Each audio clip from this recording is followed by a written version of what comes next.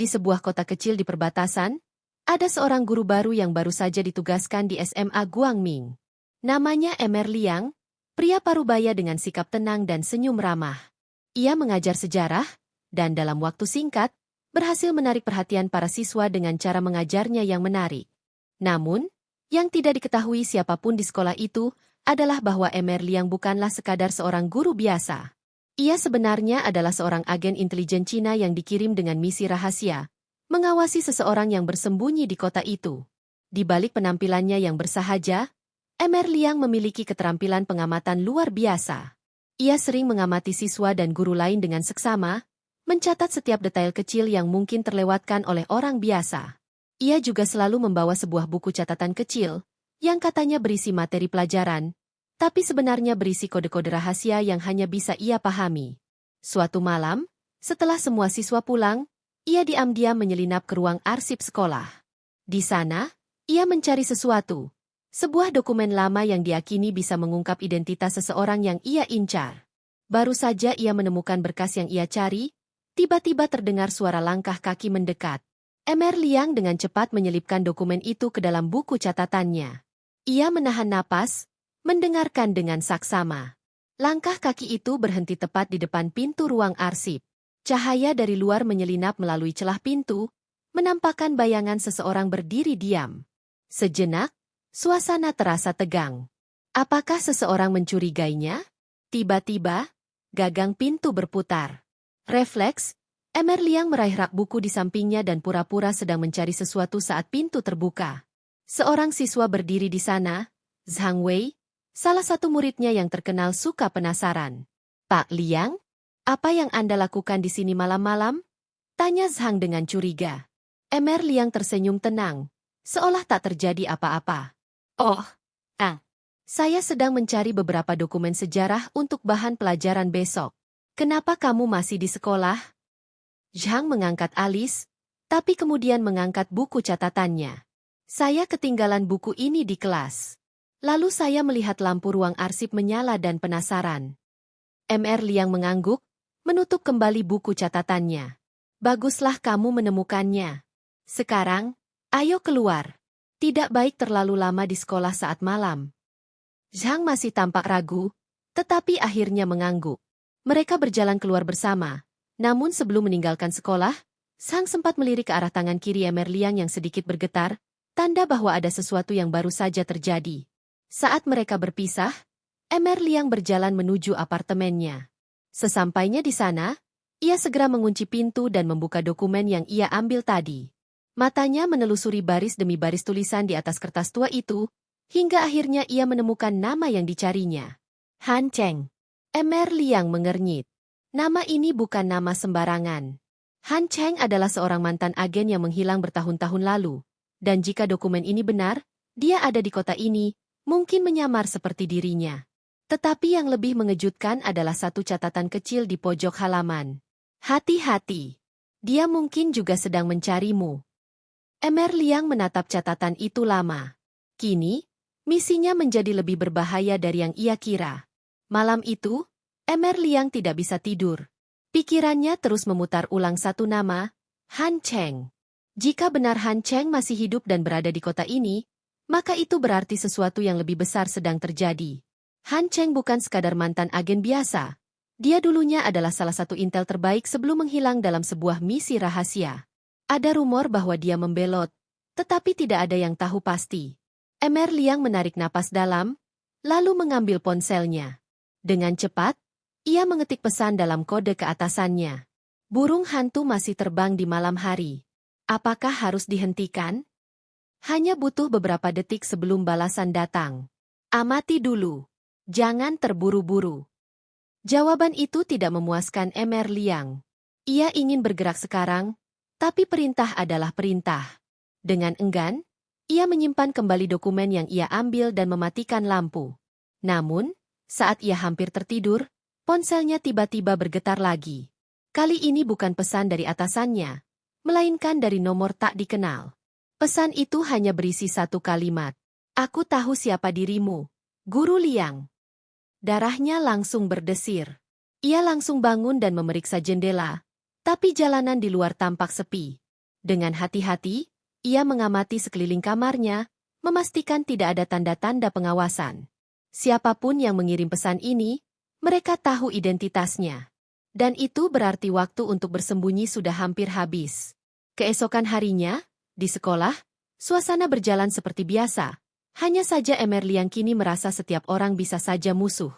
Ia terus mengawasi murid-muridnya, para guru, bahkan petugas kebersihan.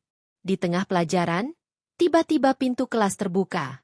Kepala sekolah masuk, diikuti oleh seorang pria asing berjas hitam. Emerliang, kata kepala sekolah dengan senyum kaku. Ini ada tamu yang ingin berbicara dengan Anda. Pria berjas itu menatapnya dengan mata tajam, lalu mengulurkan tangan. Nama saya Han Cheng. Saat mendengar nama itu, Emerliang merasakan detak jantungnya meningkat. Namun, wajahnya tetap tenang.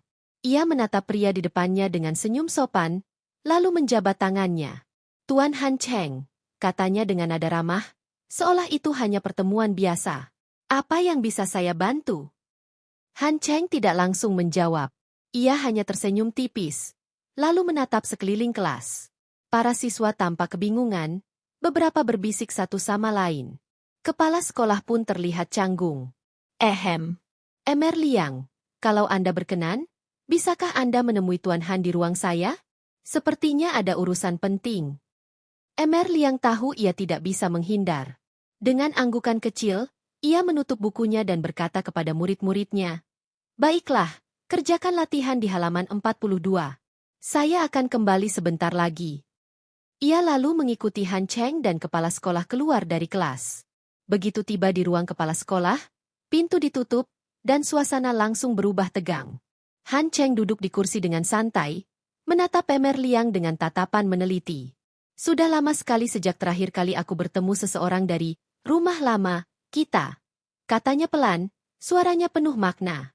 Emerliang tetap berdiri, tangannya dimasukkan ke dalam saku jasnya, dekat dengan pisau lipat kecil yang selalu ia bawa. Aku tidak mengerti maksudmu, jawabnya, berpura-pura bodoh. Han Cheng terkekeh pelan. Ah, langsung berpura-pura tidak tahu? Bagus, kamu masih bermain sesuai aturan. Ia lalu mengeluarkan sesuatu dari saku jasnya, sebuah ponsel. Dengan sekali geser, ia menunjukkan layar yang menampilkan satu foto. Foto itu memperlihatkan Emerliang sedang menyelinap ke ruang arsip sekolah tadi malam. Emerliang menatap gambar itu tanpa ekspresi, tetapi dalam hatinya, ia menyadari sesuatu. Han Cheng bukan sekadar mencurigainya. Dia sudah mengawasinya sejak awal. Sekarang, Han Cheng melanjutkan, suaranya lebih dingin, ceritakan padaku, apa sebenarnya yang sedang kau cari? Emerliang menatap foto itu tanpa perubahan ekspresi, meskipun pikirannya berputar cepat. Han Cheng telah mengawasinya, dan itu berarti satu hal, ia sudah masuk dalam perangkap. Namun, ia masih punya kesempatan. Dengan tenang, Emerliang menghela napas dan bersandar ke kursinya. Aku tidak tahu apa yang kau bicarakan, katanya. Aku hanya seorang guru sejarah. Mungkin ada kesalahpahaman di sini. Han Cheng terkekeh pelan. Kesalahpahaman? Ia mengangkat ponselnya lagi, menggulir layar ke bawah. Foto berikutnya muncul, gambar Emerliang saat meninggalkan sekolah dengan sesuatu tersembunyi di balik jasnya. Sekarang, lanjut Han Cheng, menatapnya tajam. Katakan yang sebenarnya, atau kita bisa menyelesaikannya dengan cara yang lebih tidak nyaman. Emerliang tahu ia harus bermain cerdas. Jika Han Cheng adalah ancaman, berarti ada dua kemungkinan. Ia memang membelot dan menjadi musuh, atau ia sedang mengujinya. Baiklah, kata Emerliang akhirnya. Aku mencari seseorang. Dan aku yakin kau juga sedang melakukan hal yang sama. Han Cheng tidak menunjukkan reaksi, hanya menaikkan alisnya sedikit. Emerliang melanjutkan, mencondongkan tubuhnya ke depan. Aku menemukan dokumen yang menyebutkan namamu. Seharusnya kau sudah mati. Tapi ternyata, kau masih hidup dan sekarang malah mengawasiku. Ruangan itu sunyi sejenak. Lalu, Han Cheng tersenyum kecil. Kau cepat menangkap situasi, katanya. Tapi kau masih belum tahu segalanya. Ia merogoh saku jasnya lagi dan mengeluarkan sesuatu. Sebuah flash drive kecil berwarna hitam. Di dalam ini, katanya, meletakkannya di atas meja, Ada sesuatu yang bisa mengubah pemahamanmu tentang misi ini. Sesuatu yang mereka tidak ingin kau ketahui. Emer Liang menatap flash drive itu. Jebakan? Atau kunci dari misteri yang lebih besar? Han Cheng menyandarkan diri ke kursinya dan menatapnya tajam. Ambil, atau tinggalkan. Tapi jika kau mengambilnya, ingat ini, tidak ada jalan kembali.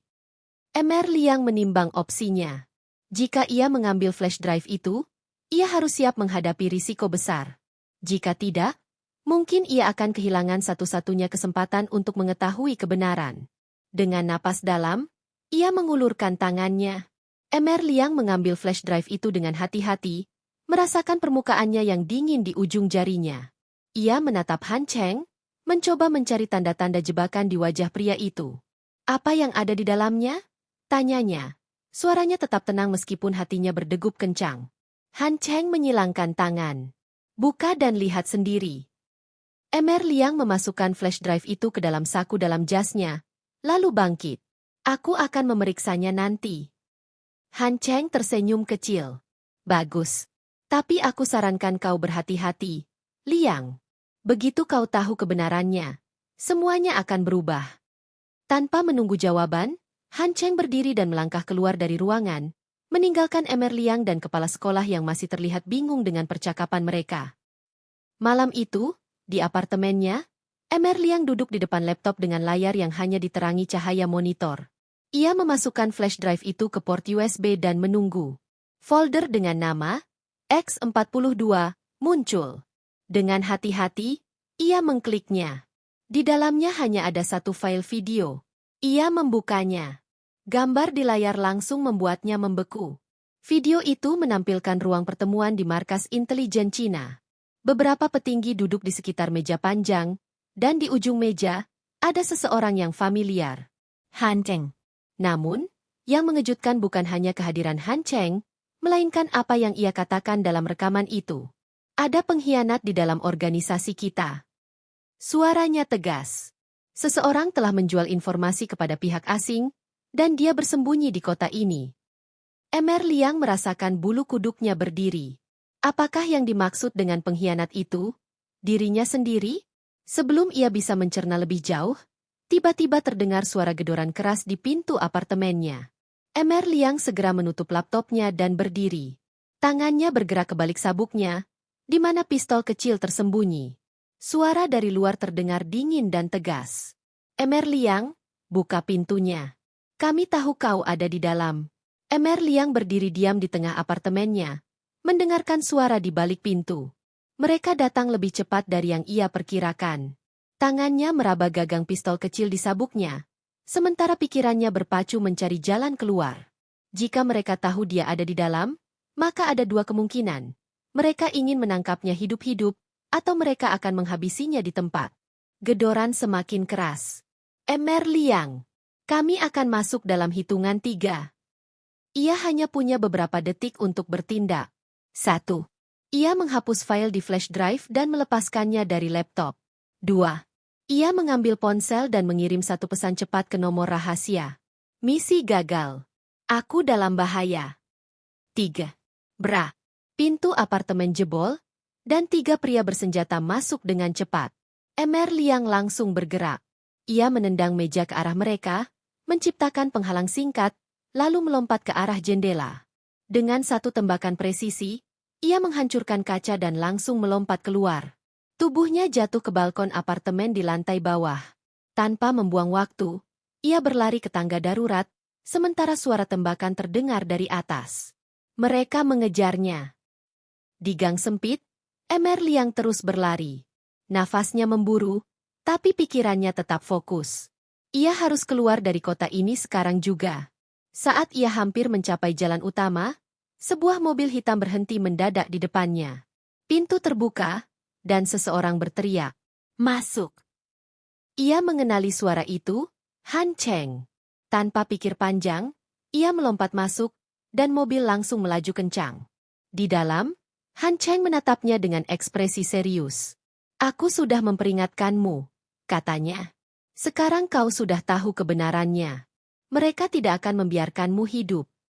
Emer Liang mengatur napasnya, menatap Han Cheng tajam. Jelaskan. Apa maksud semua ini? Han Cheng menghela napas. Sederhana. Mereka sudah tahu keberadaanmu sejak awal.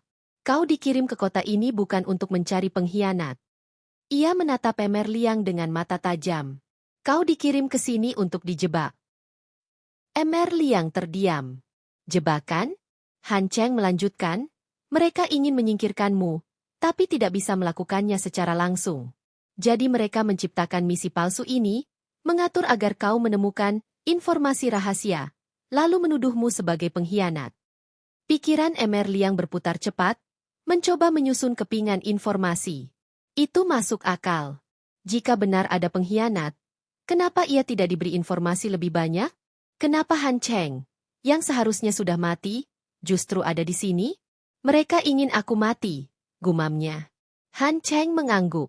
Dan mereka tidak akan berhenti sampai kau benar-benar lenyap. Mobil melaju keluar kota, menuju jalan pegunungan yang sepi. Han Cheng menatap Emerliang. Aku bisa membantumu keluar dari negara ini. Tapi setelah itu, kau harus menghilang. Tidak ada jalan kembali. Emerliang menatap jalan di depan, berpikir keras. Jika ia pergi, maka hidupnya sebagai agen selesai. Tidak ada lagi nama Emerliang. Tidak ada lagi rumah untuk kembali. Tapi jika ia tetap di sini, ia tahu bagaimana akhirnya. Setelah beberapa saat, ia menarik napas dalam dan berkata, "Ayo kita pergi." Han Cheng mengangguk, lalu menginjak pedal gas lebih dalam. Mobil melesat menembus malam, meninggalkan kota dan semua jejak kehidupan lama Emerliang di belakang. Di dunia intelijen, kebenaran seringkali berbahaya. Dan terkadang, untuk bertahan hidup, kau harus menjadi hantu.